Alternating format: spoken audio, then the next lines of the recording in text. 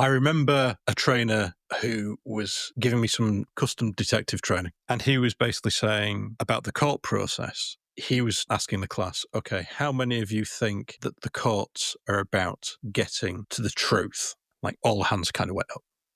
And he said, you're all wrong. Essentially, the court process is about what can be proven. What can be proven is much easier to deal with systemically.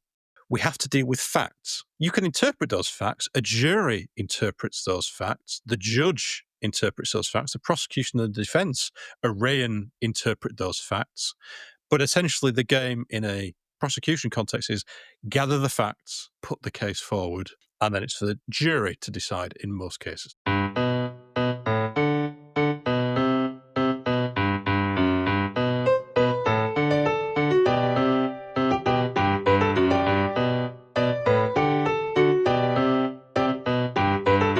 What I'd like to talk about today, Mark, if it's all right with you, is an introduction to the term evidence and what it means and kind of how it's used in the various work environments that we have experienced and continue to experience. Now, the reason I say this is I see a lot of misuse of the term evidence or a misunderstanding of what they're referring to in a particular setting. And just like we've discussed already, some of the issues around defining information and intelligence, I think we as a community of people who use these terms, be it law enforcement or in the wider public sector or private sector, I think we lose meaning in that confusion.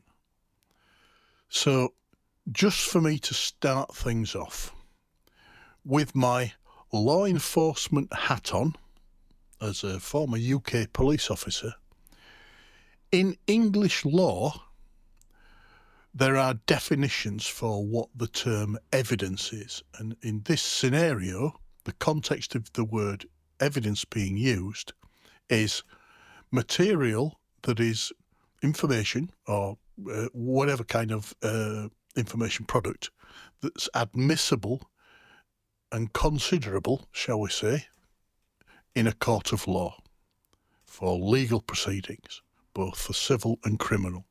Now, that is a good generic basis to consider evidence globally because they all tend to follow the same models, although the court systems can be very different. Ours is adversarial, some are what they call prosecutorial, where basically one person presents both sides of the evidence, if you will. You don't have this competition of one for the prosecution and one for the defence. But in English law, there used to be, still is, a very high legal office called the Master of the Rolls. And this would be a very eminent practitioner of law who would sit in the House of Lords and through his or her experience, had vast control over the legal profession and the application of the law in UK courts. And a very famous one was a gentleman by the name of Lord Denning. Now, I'm not going to repeat the phraseology that he used, but one of the biggest contributions he made to English law was setting some kind of understanding of what evidence should be. And the term that he introduced and has become common throughout English law is that all evidence should be the best that the circumstances allow.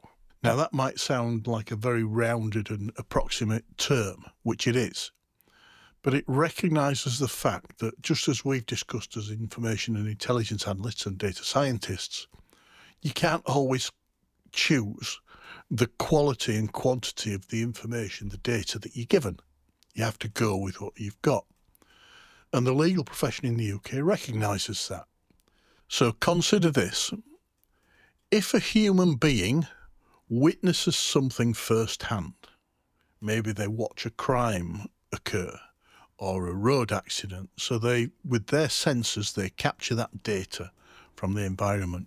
For them to deliver that in evidential form in court, they would have to go to court and be present physically or virtually in court to explain what they'd seen, or they may provide it in written form, either as a deposition or as a written statement, a witness statement.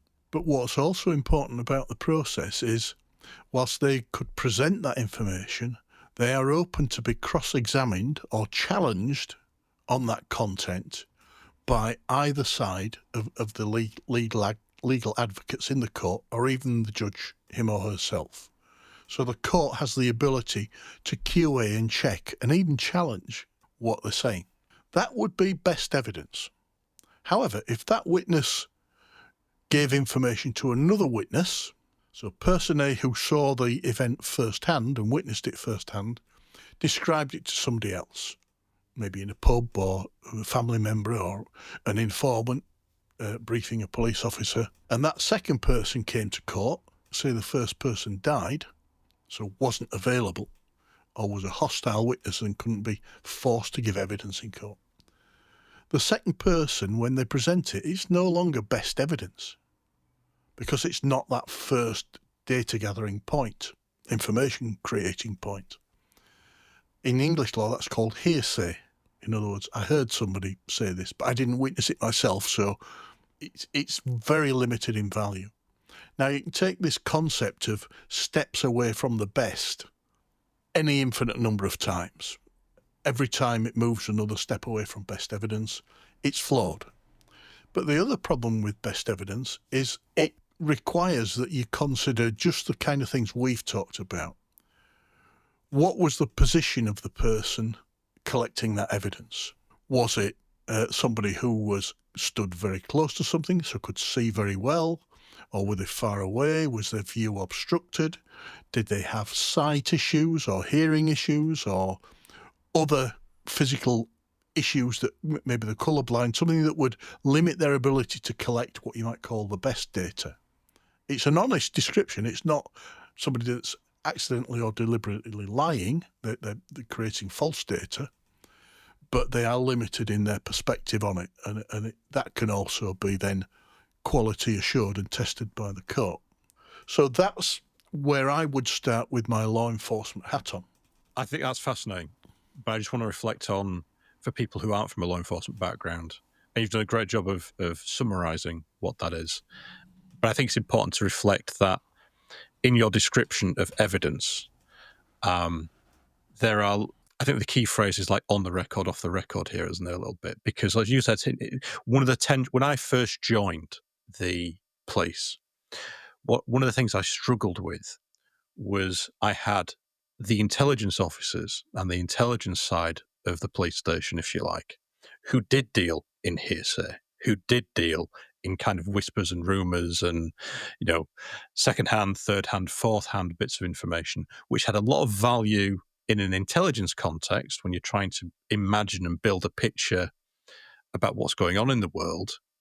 But they were polar opposite from the operational and police officers who were there as, and we should explain to people who perhaps might be familiar with police structure, primarily the role of the police is to, first of all, resolve an incident, but the second duty is to collect evidence and prosecute in a crime. When you're collecting the evidence in the way which you're describing, you have to apply, it's about the material, right? It's almost like if you visualize a crime scene, you've got the detective not putting fingerprints on, rubber gloves, picking something up and putting it into a bag. It's this definition or this ritual of treating information as a very almost precarious product, but also you're keeping records all along the way, right? Because when you're putting it in the sealed bag, you make sure nobody interferes with it. When you are signing the bag and you're saying who's collected it and at what time. So yeah, I'm happy for you to continue, but I just wanted to explain that. So far we've talked about information, we've talked about intel, but now you're taking us down the route of evidence and why it's distinct in a police context, because I think some of the problems in English is that we use the same words in very different ways, right? And if you look at the Latin for the word evidence, essentially it means something that's obvious, something that points to itself. It's nothing to do with the judicial process. It's nothing to do with judgment. It's a term to describe something that is supposed to be like a star in the sky, obvious to both me and you. We can debate what the white dot is, but we can't deny that the white dot's there. That's where it came from. But what you're describing is something that has evolved into a kind of a treated product with lots of ritual and lots of and not and lots of procedure to make sure that the quality of the prosecution is of a high quality, and because we're going to be potentially putting somebody in prison, that's important. So it's important to to exclude the stuff that might be hearsay or guesswork or other sorts of low grade information, but it's incredibly important to collect the best evidence of what's there. So hopefully, I've tried to create a distinction for listeners about, okay, the difference between information, intel, and now evidence. So I'll hand it back to you. Yeah, that's really useful, Mark. And you're right. One of the points that you raised there, which is actually very important, which I was sort of alluding to, is the court judges two things, not just the evidence that's placed before them, but also how it was gathered. And in English law, there's some English law enforcement, there's something called the chain of continuity. And the forensic example you gave is a very good one. Basically, to support the best evidence principle, not only do you have to present the best evidence you can to the court, but the second issue is you have to prove that it was collected and processed right from the first point it was gathered to the date and day and circumstance that it appears in the court, every step of the way.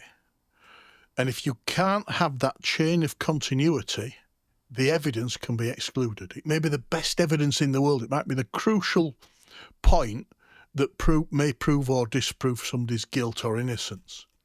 But if it was gathered unlawfully, or the procedure fell down in terms of this chain of continuity, you would routinely expect it to be excluded. The defence would certainly appeal and say exclude it, because a classic tactic in this adversarial court situation, and there are other court systems like that around the world that use adversarial combat, if you will, it is combat, they would immediately jump up and say to the judge, we would like this evidence to be excluded because the way it was collected was unlawful.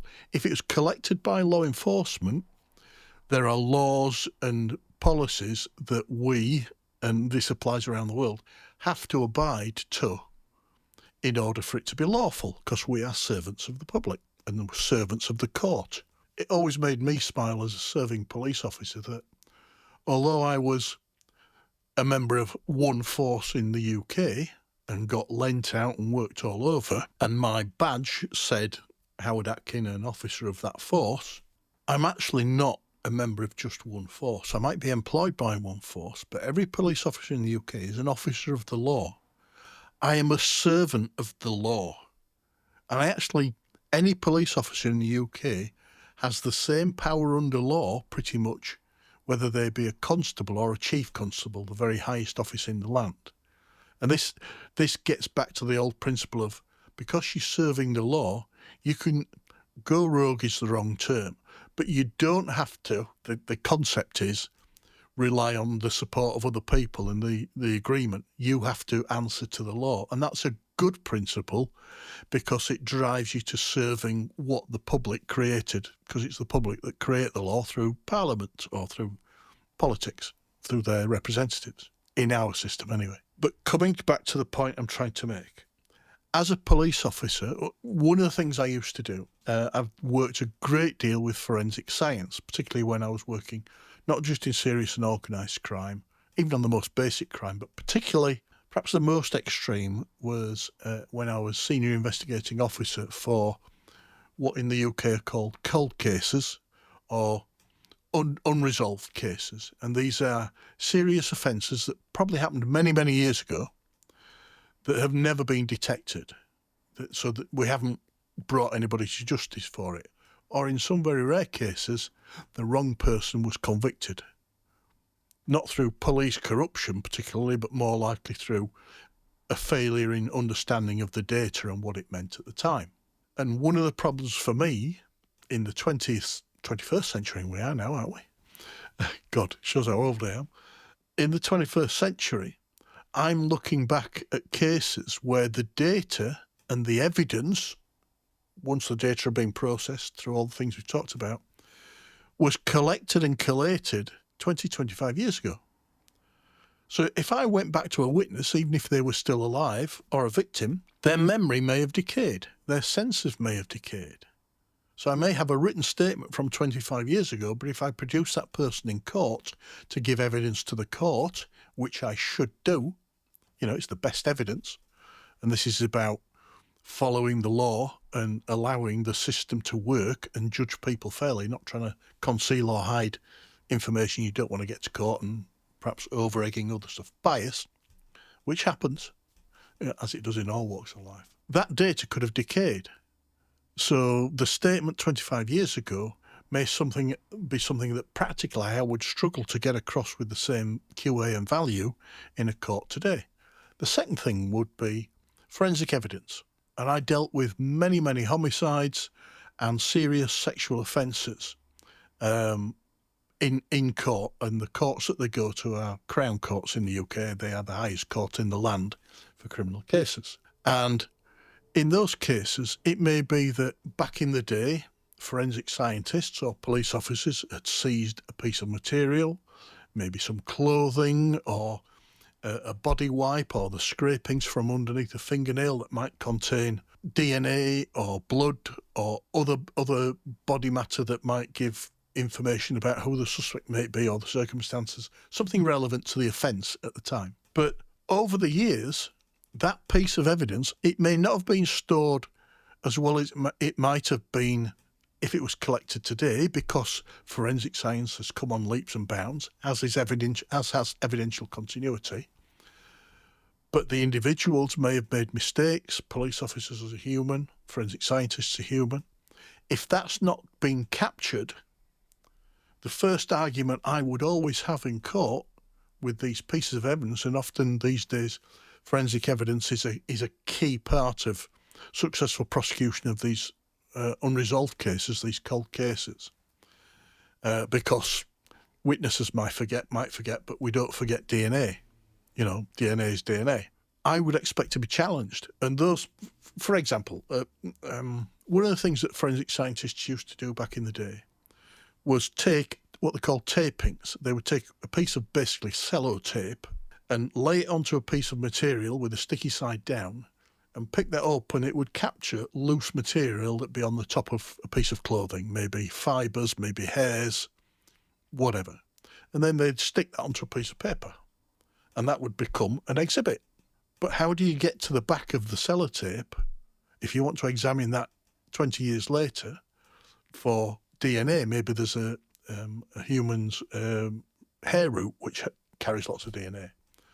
So that exhibit would be interfered with.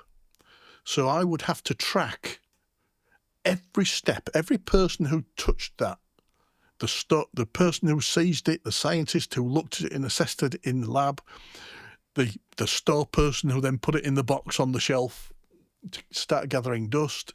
Then that store person retires or somebody else takes it out, all the way to today. And if I couldn't do that, the argument from the defence would always be, how do we know it's the same data? It's kind of like a videotape where, if you imagine somebody made a videotape and then they've converted it into an MPEG file for computers, like they've digitised the data like we do these days.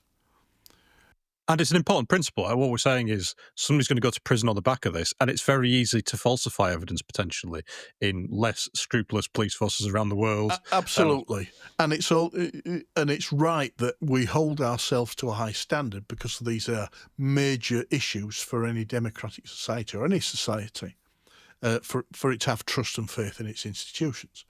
Now, the reason I'm going on about this in law enforcement is not because I want to teach everybody about evidence in law enforcement. We haven't got enough time, and I'm not the best expert in that. There are many far better than me. The reason I mention it is that kind of process is just as relevant in the fields that we're talking about in terms of data and information science and intelligence and analysis. And I'm not just talking about in law enforcement. You can't make a silk purse out of a sow's ear. So if you start with something that's poor quality, or it's been affected throughout its route in whichever system or process that you're in, it's in with you, you can never improve that, or it's very difficult to raise its quality. Now, you and I talked on one of the other episodes about this idea of sometimes people mislabeling things to suggest they're more valuable. So information, it's intelligence with a capital I because it makes it look better. It may have more worth, it may not, but the title shouldn't convey anything. The same happens with evidence. And if you take the three stages we've talked about, or I've set on this timeline of the life of data, from data to information to intelligence, the fourth stage in various settings is evidence, because people use that material to prove something to somebody else or to themselves. So that's evidence with a small e. It's not just law enforcement. Businesses look at evidence for what's going on in their business processes or their markets or whatever their issue is. Other bureaucratic bodies do so. Tax people look for evidence of tax evasion or tax payment. The health service looks for medical evidence of illnesses and performance and everything else. It's a universal term. What concerns me, there used to be a term floating about in intelligence analysis training in law enforcement that would say, yesterday's information is today's intelligence, which is kind of true on that timeline, that railroad, if you will.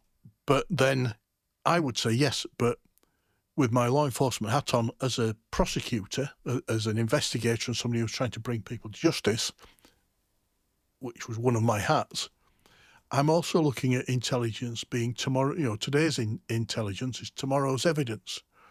And that for me was trying to teach my information scientist, intelligence analyst colleagues that whilst their product might drive decision making, and that may be enough, because it may not be a decision that requires to end up in a court of law, they always need to keep in mind that possibly that product might eventually end up in that world of decision making, even though it wasn't designed for that.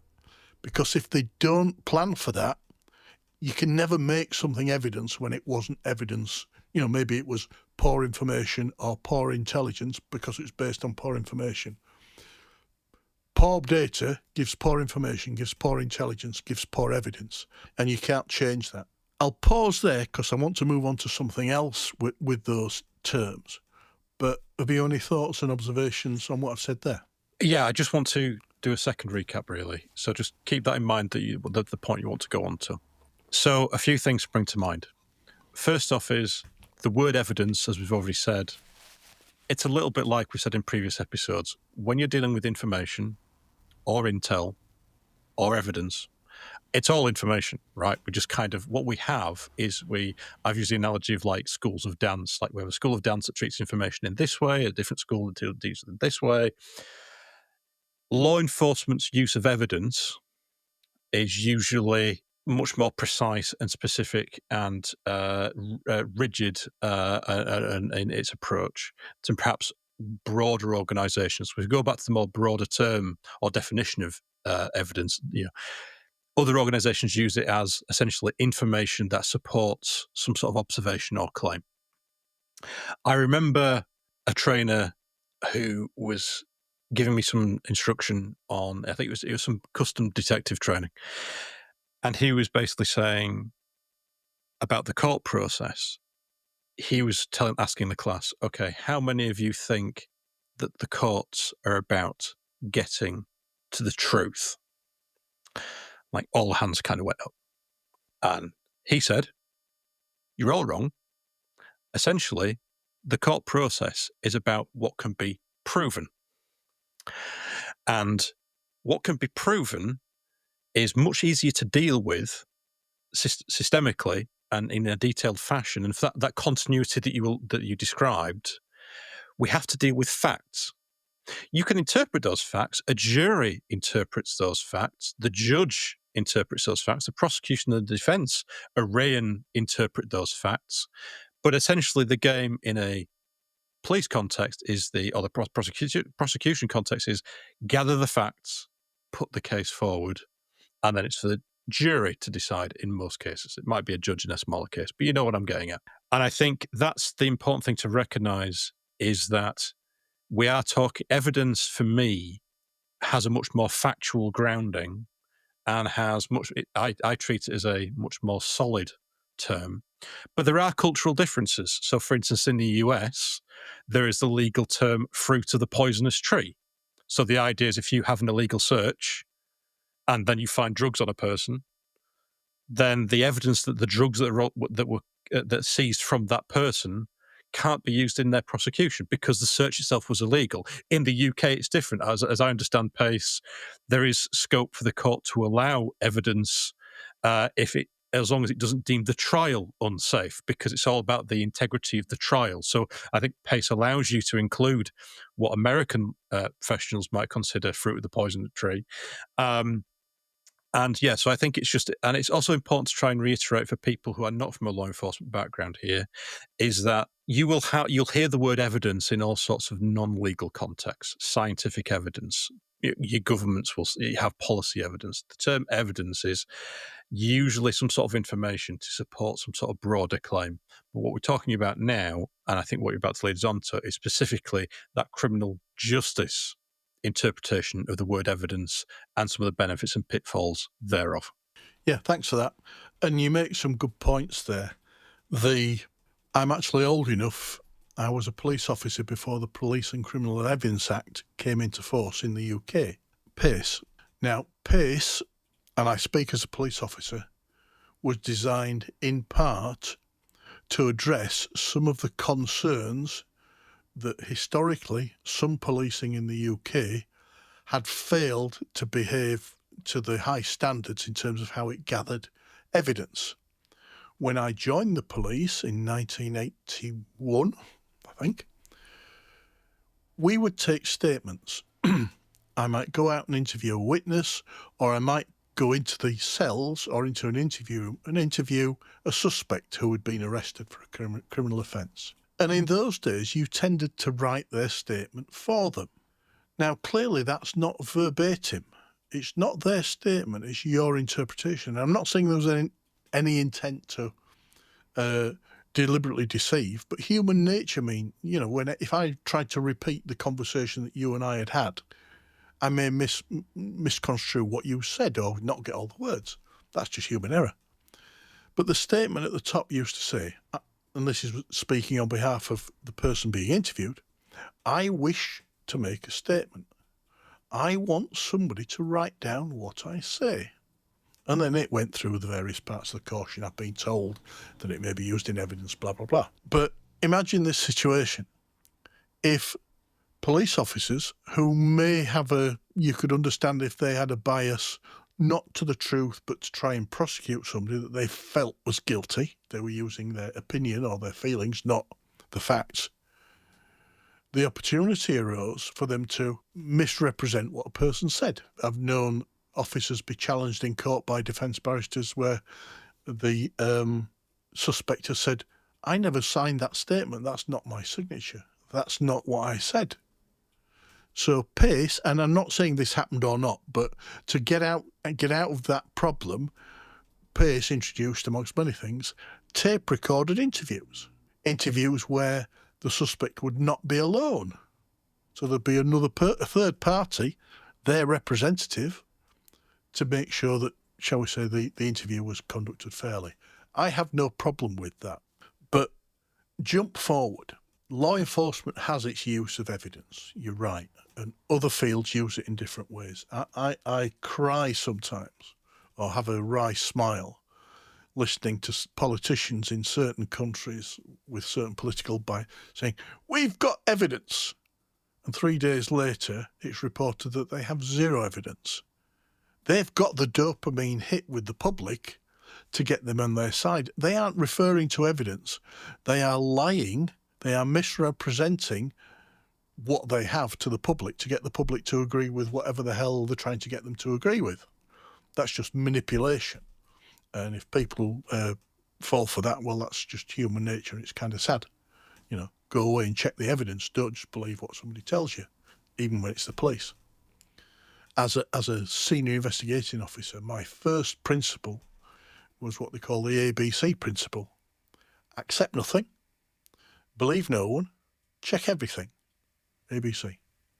And if if I was the first investigator on a homicide, the suspect pool is everybody in the world except me, because I usually knew I hadn't done it. And then you'd whittle down I'm that concerned pool. at the use of the word usually there. Anyway, the point I'm trying to make in law enforcement, other professions, but particularly law enforcement, even in law enforcement, where you think they were really careful about it, it gets misused. And you probably remember many years ago, you introduced me to Google Ngrams. Basically, software that counts the number of times a piece of a particular phrase or sequence of words was used over time in the data available to the good In old literature, internet. in scanned books by Yes, Google, because at exactly. the time, Google had endeavoured to scan Yeah. every book in print. So I know it's not verbal use, but it's a measure of how certain terms and phrases may gain frequency of use or lose frequency of use over time. Now, with my law enforcement, police officer, intelligence officer hat on, data scientist, over the years, as law enforcement intelligence has evolved, I've seen policing globally adopt phrases for certain models. A common one used to be intelligence-led policing.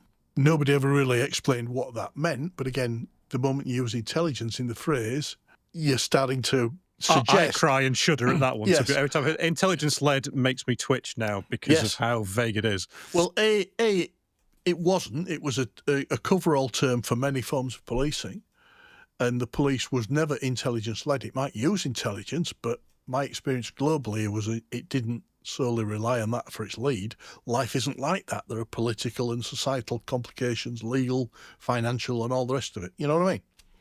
But it was the fact that they used it, rather than calling it information-led policing, which is perhaps more accurate because information sort of is the lifeblood of everything, by using intelligence, it raised it up. It gave it this heightened awareness. Or problem-solving policing. Again, a very lovely phrase, but meaning what and to whom? Now, there are many definitions of these things, but you don't go by the definition. When somebody's talking about problem-solving policing or intelligence-led policing, they tend to mean something. And there's a very popular one come up in the UK over the last just under a decade. Evidence-based policing, EBP. And there are acolytes to this cult, passionate believers that evidence-based policing is the solution to all things.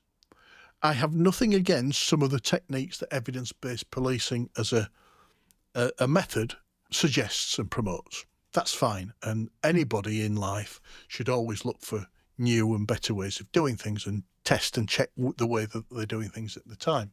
But the way that evidence-based policing as a phrase came about was an academic or a group of academics said, well, look, what the police need to do is be more scientific.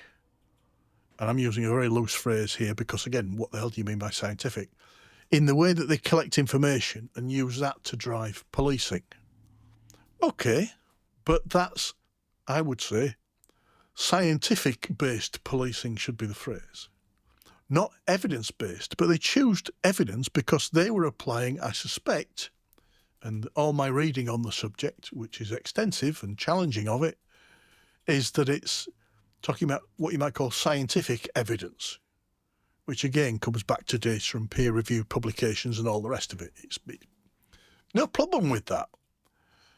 But for me, the last place you want to be using the term evidence in a scientific or a loose setting is in law enforcement, where evidence means something very different because of the need to present information to a court of law. So it just shows that law enforcement is just as careless and lax about its phrases.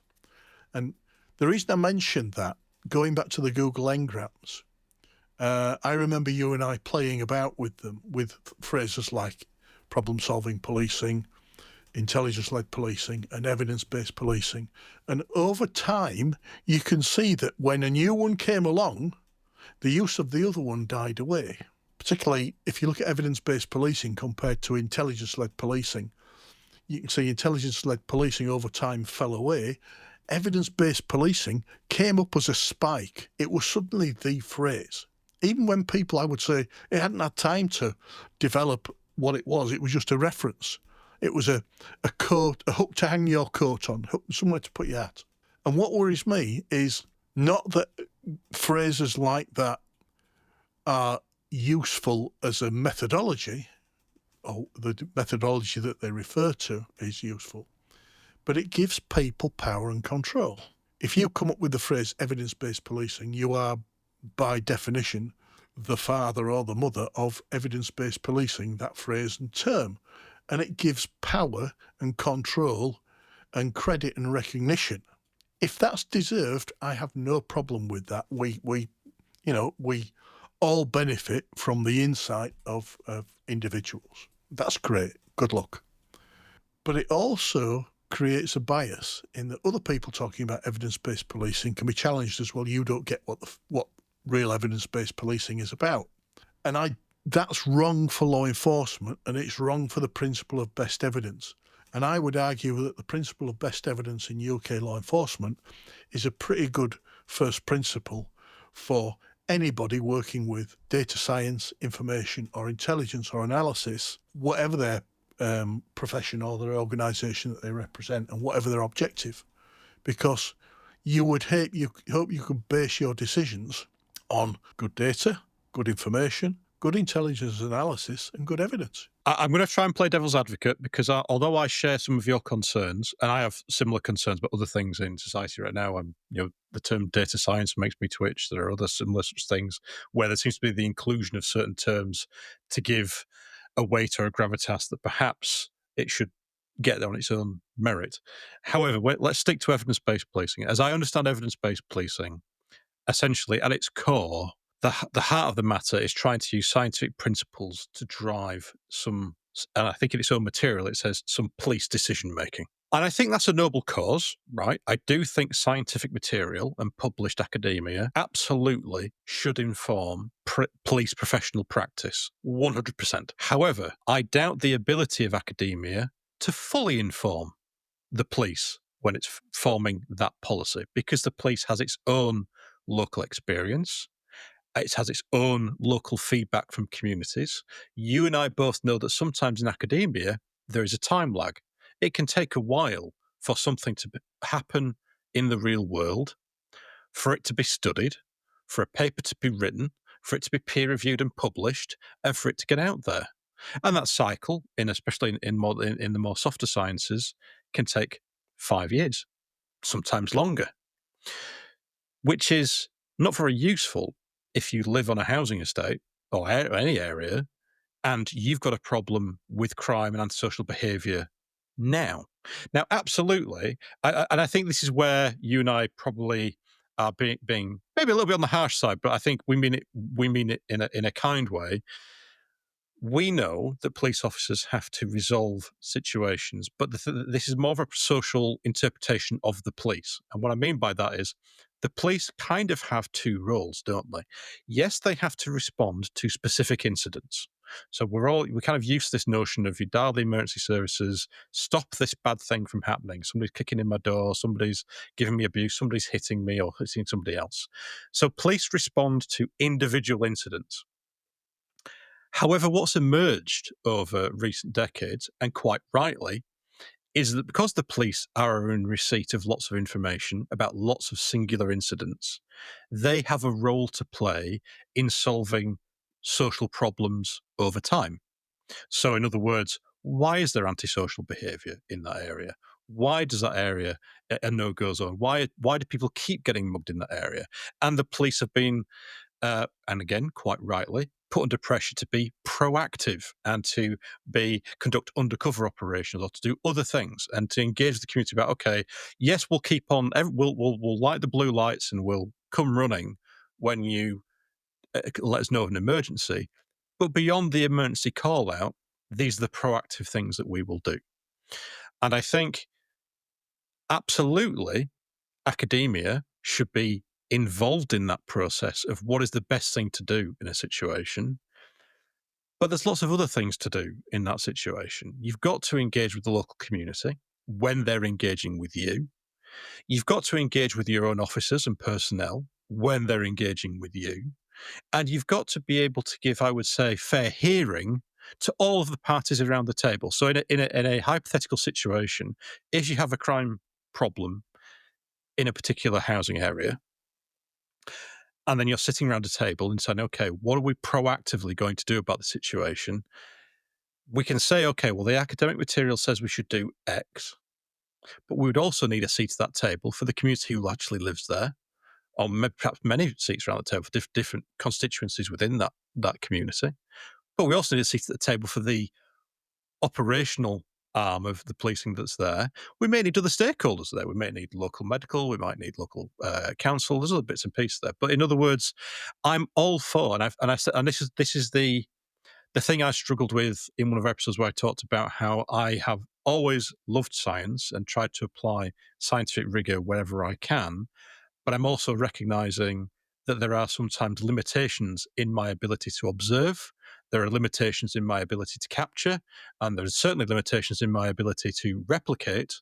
And proving something scientifically for all time is a different endeavor than keeping people safe and keeping them safe now. Because you and I have been at the other end of that emergency phone call of how we're going to resolve this situation now.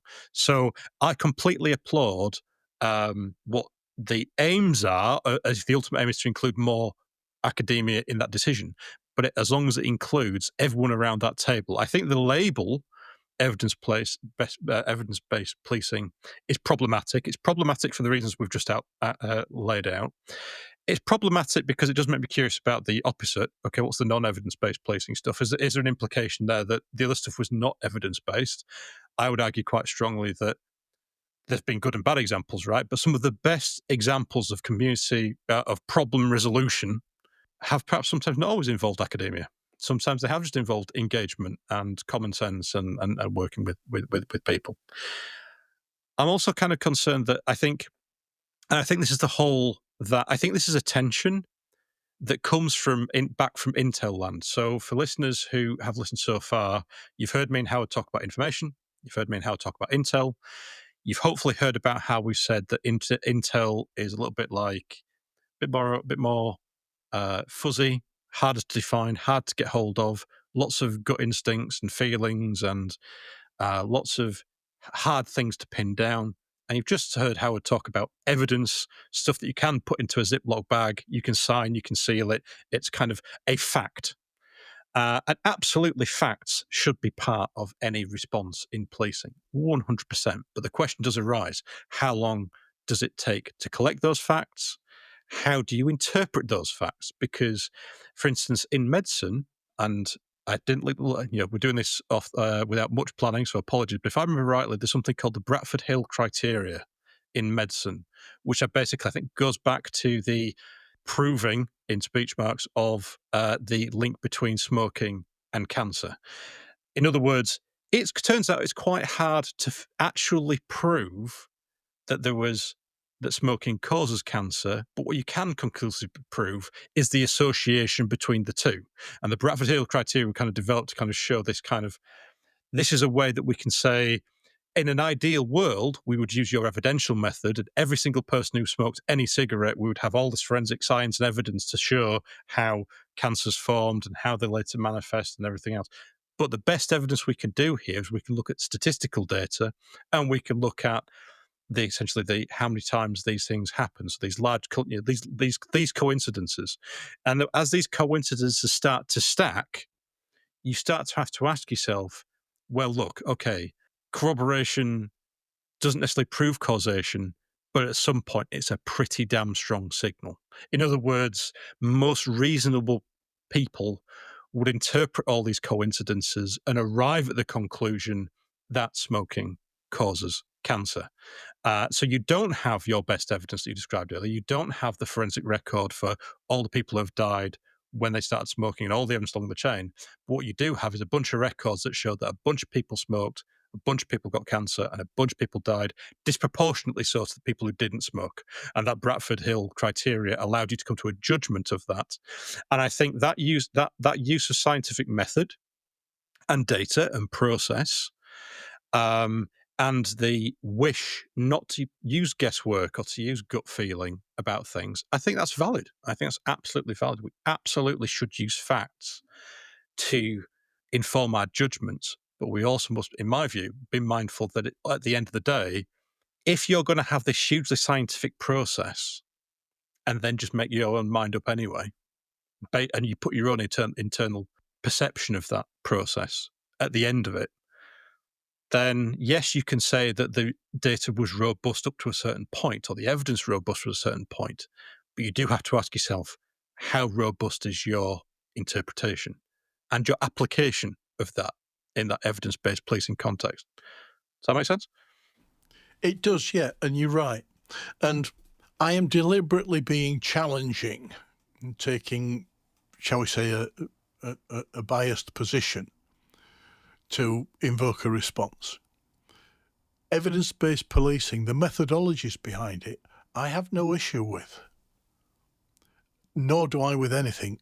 One thing that life has taught me, I am in the twilight of my life and certainly my career. I am still a student. I'm a journeyman, and I'm a thief for new methods and new information and new options, because the more tools and expertise I have in my tool bag, the better I think I might be in dealing with new situations, new information, new tasks, new organisational and cultural environments. That's just me continuing professional and personal developments, a thing that floats my boat. And you don't need pieces of paper to do it, or academic or other professional qualifications. It's almost a state of mind. So I use evidence-based policing all the time. It's the use of the term and the trying to, or the inference that you elevate a product because you call it evidence, when that's not always the case, and the conflation of terms across different professions and different, shall we say, fields. Think about, I've always had this argument with my colleagues in academia. Now, I had a degree. I had a career in science, a very short one, before I joined the police. And I've always studied throughout the police. I did my master's degree in the police. I started my research PhD into homicide in the police. I finished it after I'd left. But one of the things that I've always tried to cover with my academic colleagues is, look, yes, you may apply academic rigour to the way that you process information and the checks and balances to QA before you come out with a product, an academic product, research paper, an article, a book, whatever. But although your processes, and I know we're going to go on in another episode and talk about qualitative, quantitative, and other types of that kind of analysis rather than law enforcement analysis, no matter how good the method, if the question you were asking of the data is misconceived, or the data that you gathered to process is flawed in some way, no matter how good your methodology, your process, it's going to be flawed.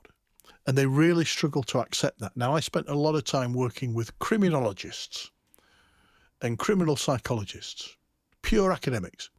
Don't get me wrong, I've met people who were intellectually giants compared to me. Really insightful brains. They've done excellent research. They had really good principles and process. But they're not all like that, just like none of us are ever perfect. And there was always and still is in my view in academia, certainly in the UK, a pushback from academics to say that non-academics, and even though I hold a PhD and a master's degree and I hold all the qualifications to qualify to be an academic at fairly senior rank. I actually outqualified most of my academic colleagues. Plus, the other thing I owned is a 34 career in law enforcement. So I've actually done the job that I'm teaching about, as well as learnt the theory and scientific academic principles. I would say to them, look, as a criminologist, you came out of whatever university and decided criminology was the field you were going to study. True. Okay. Where do you get your data? You're studying crime. Now, crime data, because it's human data and sensitive, is actually very difficult to access. The police keep really careful control of it. They don't even share it across all the police. So as academics, you're always coming almost a begging bowl, and I don't mean this unkindly. You're reliant on law enforcement organisations to give you access to the data. If you don't, you're going out and gathering secondary or tertiary data by things like surveys or interviewing people. But that doesn't allow you to always cross-relate with the police data. And just because the police give you access to certain data doesn't mean it's all the relevant data. Maybe even if the police were totally up to sharing anything with you, because you don't know law enforcement systems, you don't know where to look for the data that might be of value to the issue that you're studying. So I said, you're always one step back. And in my career within law enforcement globally, you see applications for jobs and careers in policing for police officers, intelligence analysts, financial experts, forensic experts, many of whom come from academia or from other professions. And that's great. It's a great big melting pot of skills. Big organisations with big tasks need big resourcing in terms of range and quality. But in all that time, I've never ever seen a police force advertise for a criminologist. Now, I didn't mean that unkindly to them. They have skill sets that are valuable. But I used to say, look, I didn't join the police to be an academic. I joined the police to be a police officer. I just happened to be an academic as well. That's my background and training and philosophy. As a criminologist, you wanted to study and ultimately teach. There are very few opportunities for a career in that field where you can say, and I'm going to go on and be X in law enforcement. Life isn't like that. So actually, it's almost it's at a distance and separate from law enforcement. That's not necessarily a bad thing. The great asset that field and similar fields have from academia is they are one step removed, so they have a different perspective and a different, shall we say, altruism to what police and law enforcement organisations have. That's an asset in my view. A different perspective. It might teach you something new. But it's also, like you said, they need to recognise, and we all need to recognise, that round that round table, there are some areas where individuals, fields and roles and functions in these stakeholders can have greater expertise and greater input, but recognise that in other areas they are flawed.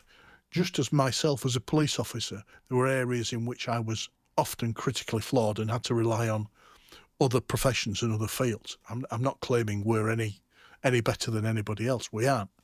It's a team game. But the danger is when a field, you've talked about moving from law enforcement into the private sector with all your skill sets and finding that culture change a shock. I think there's a culture shock going on right now between law enforcement and academia. And not that any one of them is right or wrong. They're both right and they're both wrong. But at the moment, there's a little bit of butting heads because they don't know how to work together as a team effectively. And that's not for want of trying or, deliberate intent or whatever else.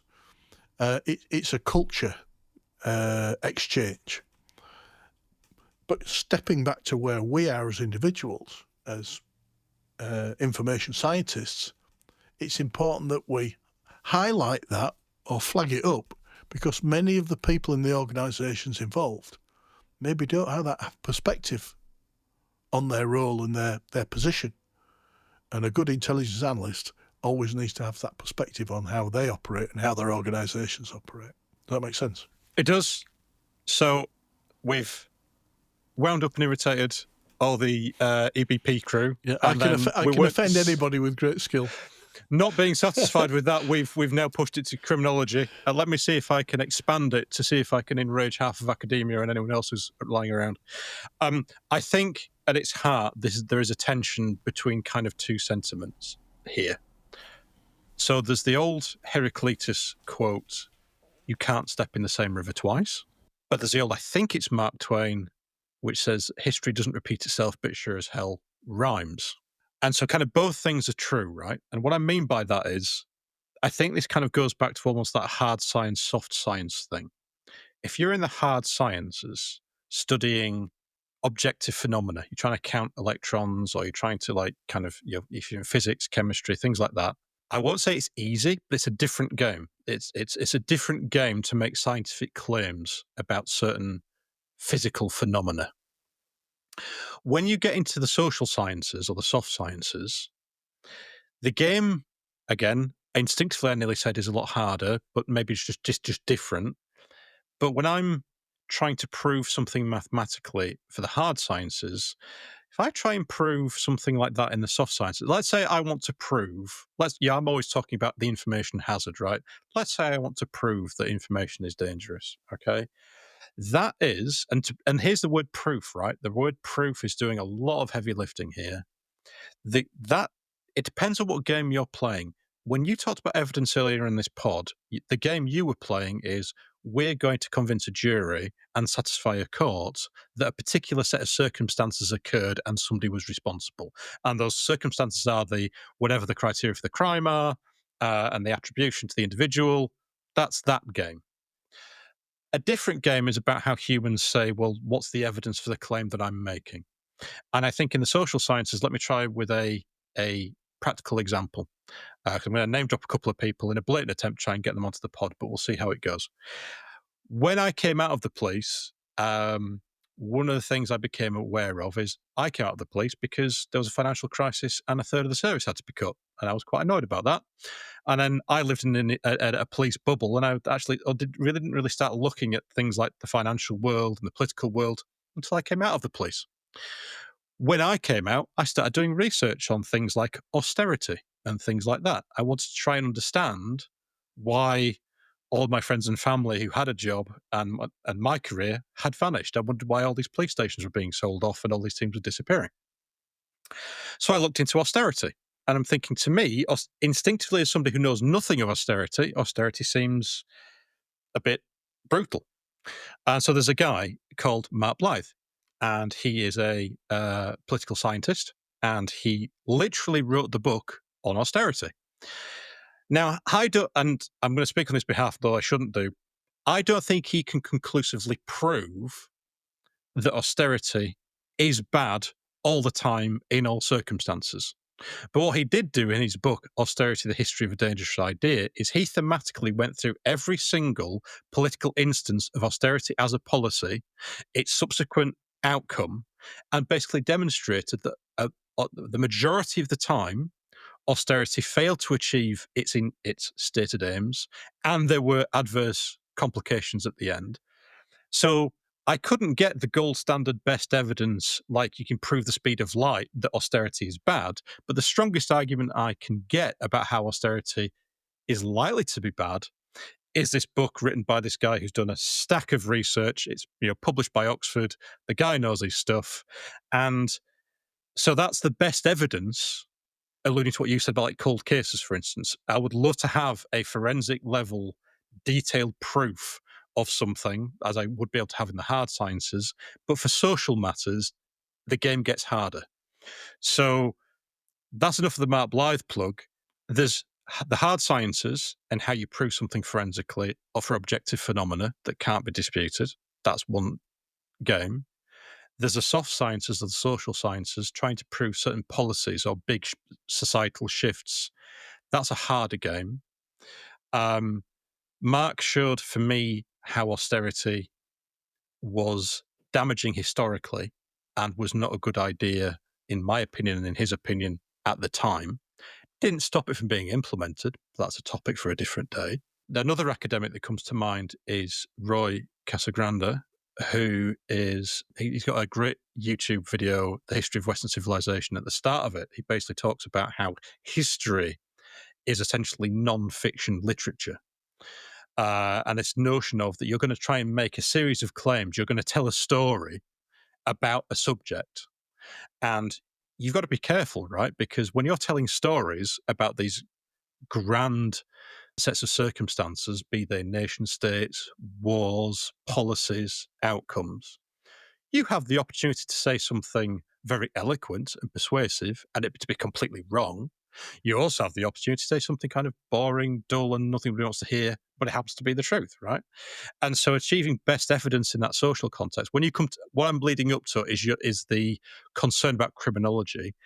I have had similar experience with criminology as a discipline and criminologists, and maybe I've just not met the right one, is that I think they have, in the same way Mark had the hardest task of proving austerity was bad. So maybe the next step back from proving it was always bad at all times is to create a forensic record of, well, here's all the times we tried, and here's what happened. You read the book, you come to your own conclusion. I think for criminologists, Mark at least had the ability to go and get the data that was in the public domain. Your point about getting access to crime data, I think, is a real tricky thing. It's a tricky thing for all sorts of reasons. First of all, there are crimes as in breaches of law, but as you and I know, laws get abolished and repealed and implemented all the time. So sometimes an event in history might be legal, illegal, legal again, and it might oscillate between those. Second of all, you sometimes have things that people consider moral crimes, although they were completely legal at the time. And that's before you even get to which forces had the crime report and were the crimes actually captured properly. So I'm not saying the academic study of crime isn't worth it. It absolutely is. I'm saying the game they play is it obscenely hard. And I couldn't do it. I would hate to have to do it. I had the easy job as an intel analyst and as a member of the police. I could work with all the intel and the literal evidence. I had direct access to this sensitive material, and I found my job hard and impossible at times. It's very hard to prove a case sometimes. It's very hard to work out what's going on based on intel. The notion I can scientifically make a claim and proof about something is perhaps beyond my skill set. So, but I also think your point about why the police hire criminologists. Well, maybe this is the first start of that. Maybe evidence-based policing is the first step towards that. Maybe that there's that integration of academia. I have no doubt that academia has a lot to offer policing. However, I will want to offer academia a decent seat at the table. I don't want to offer academia all the seats at the table because I think it's fundamentally important that the police officers and staff, the people who work in the office, have a seat at that table. But it's also important the communities in which they serve have a seat at that table because academia, like police, is far from perfect. And at the end of the day, when the police get it wrong, people can die. And people can't wait for us for the study to get published sometimes for us to get out there and resolve a problem. So I would say, absolutely, open the doors for scientists wherever you can in policing, but not just for scientists. Fair hearing, but not only hear those parties. So that's kind of my take on it. If that made, I'm hoping that was coherent. I agree with you. I perhaps could be best known in the context of these podcasts as wearing two hats. I've got the T-shirt as a law enforcement officer and both as an investigator and information intelligence analyst within that setting. But I've also got a career in academia. So I love both passionately and I'm tremendously proud of both. But I'm also their biggest critic because having worked within them, I see flaws in the same way that I reflect on my performance, on everything that I do. I reflect on the performance of the systems and the stakeholders with a view to improving. And sometimes organisations and fields have blindness to each other. Law enforcement is the same. Anybody who would talk to you from a law enforcement policing background would say Howard is one of the biggest critics of policing. There is. Likewise. But I'm coming to it, as I am with science and academia, from a position of some knowledge. There are people with far more knowledge than me, but there are people with far less. I've earned the hat, the T-shirt, if you will, in both those fields. I could not comment with the same authority on politics or finance or any of the other many fields that there are out there. But in the same way, I would be open to somebody from those fields saying we might have something of value to add as stakeholders in the area that you're working on right now. And I wouldn't seek a position of primacy in that relationship. I believe in a round table where things come out through merit, not through, well, I'm from here, so I get the high seat, or I get the extra piece of pie, if you will. And that's what I don't like. And what I'm saying is, going all the way back to this is about evidence. One of the problems is when you start to define something and get ownership and control of something, it becomes misleading and it doesn't serve the social or the intellectual function that it was actually designed to create. So all I'm doing is putting a big, here are lots of reasons where you need to be careful about people who talk about evidence in different contexts and the processes by which evidence is created, adduced, shared, and utilised by people. Because there's good and bad. I mean, the example you gave of the chap looking at smoking, people might call that indirect evidence. And again, that's a massive field where direct evidence is something you witnessed directly. But you've hit the nail on the head. Society and dealing with human behaviour in large societies, the organisational, the operational, the personal need, the societal need often outweighs the quality of information to make a judgment with absolute certainty, or evidential certainty, if you want to throw that term in. If we're saying that evidence is at the top of the pile, and I don't necessarily agree that it is. So sometimes we have to be pragmatic. Human beings don't rely on evidence.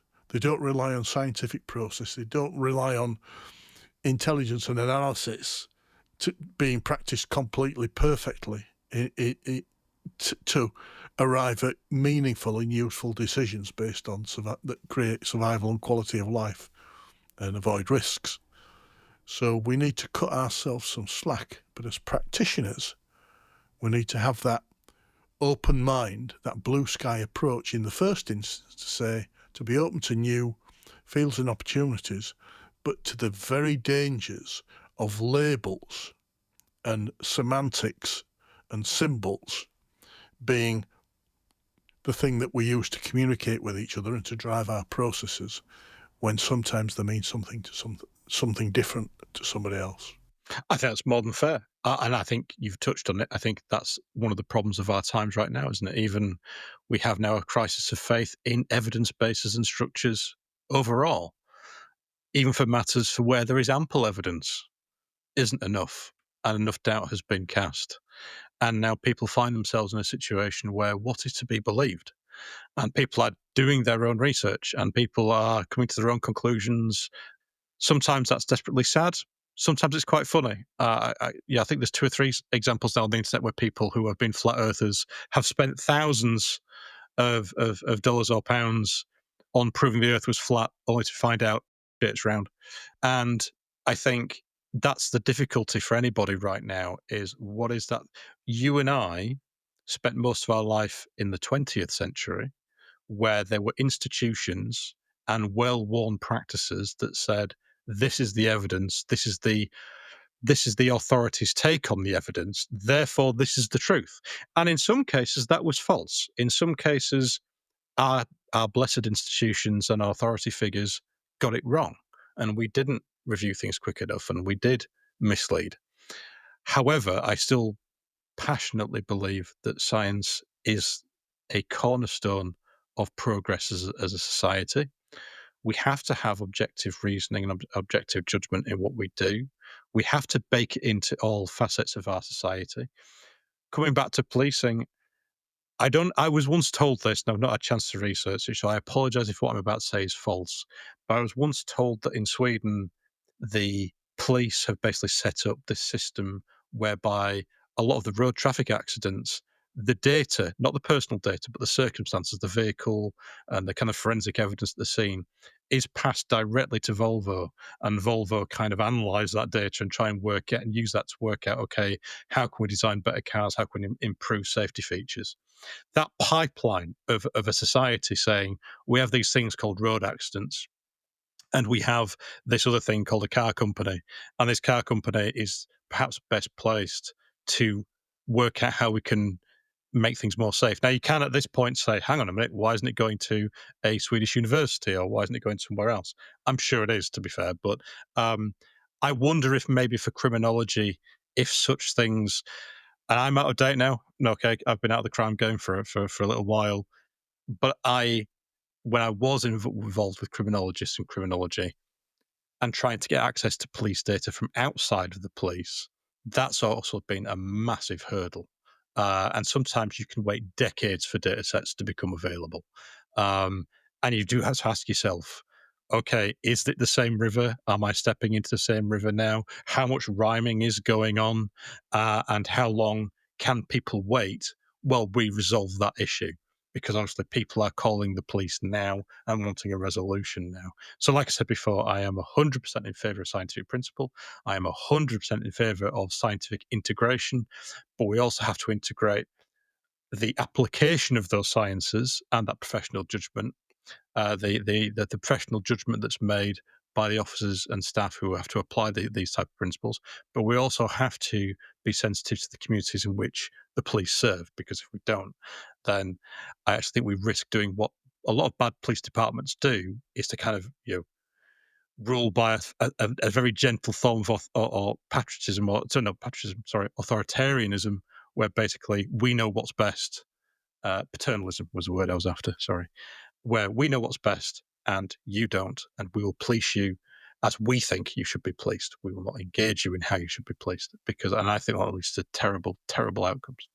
It is, but in the same way, scientists, politicians, financial experts, every field in the world has the opportunity and the potential to become paternalistic and controlling, saying we know better than you.